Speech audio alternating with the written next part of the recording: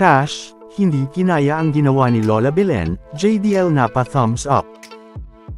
Ito nga ang mga nangyari sa Eat Bulaga, sa segment na Gimme 5, ngayong Sabado, January 13, 2024. Na kung saan, ay makikita ang nakakatawang reaksyon ni Tash dito. Welcome back mga ka-highlights. Bago tayo magpatuloy ay maaaring mag-subscribe at i-click ang notification bell para updated kayo sa mga susunod pang videos, at paki-like na rin ang video, share at mag-comment na rin. Maraming salamat po.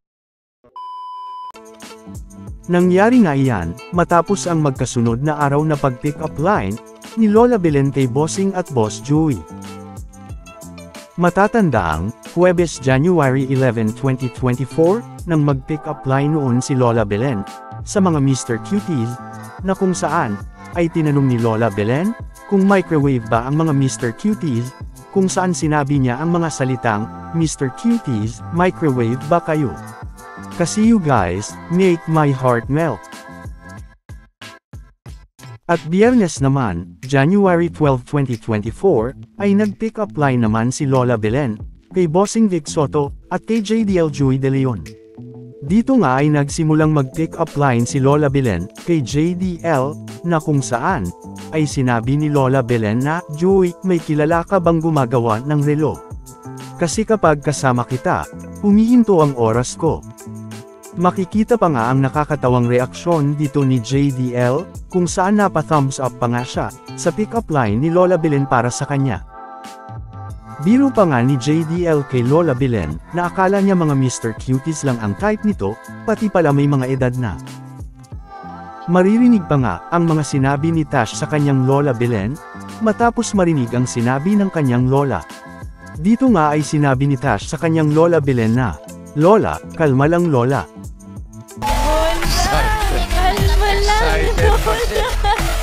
Samantala, nag-pick up line din naman si Lola Belen kay Bossing, kung saan sinabi ni Lola Belen na, Vic, punta tayo ng sementeryo. Kung saan nga, ay pabirong sumagot si Bossing dito, na, busy ako Lola, sabay sabing bakit. Dito nga ay sumagot si Lola Belen na, punta tayo ng sementeryo, at dalawin ang puso ko, na patay sa'yo.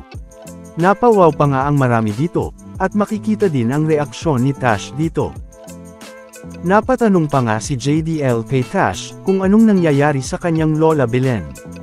Tash, may tanong ako. Anong nangyayari sa lola mo?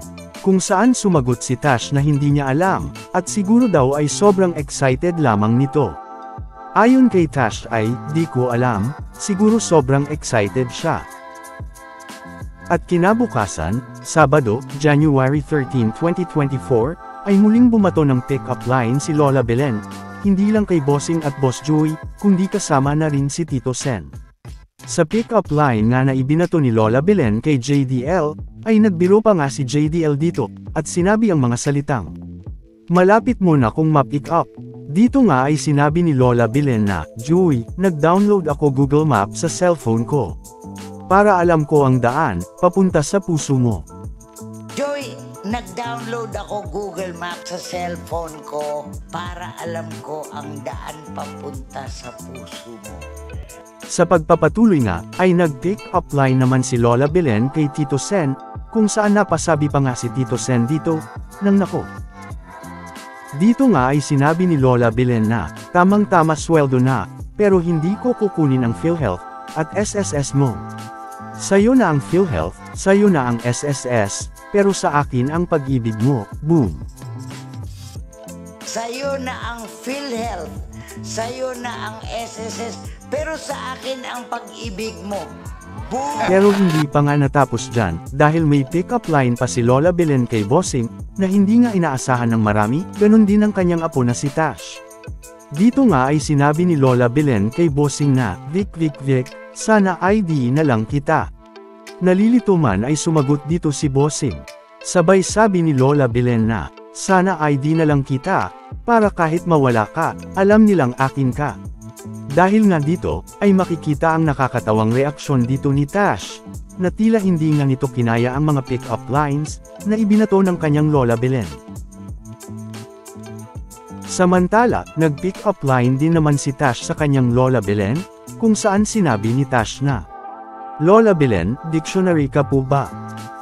Na kung saan, ay natawa pa nga si Bossing at Ma'am Alan, kasama na rin si Tash sa sagot ni Lola Belen, dahil tila galit nga ang pagsagot nito ng bakit.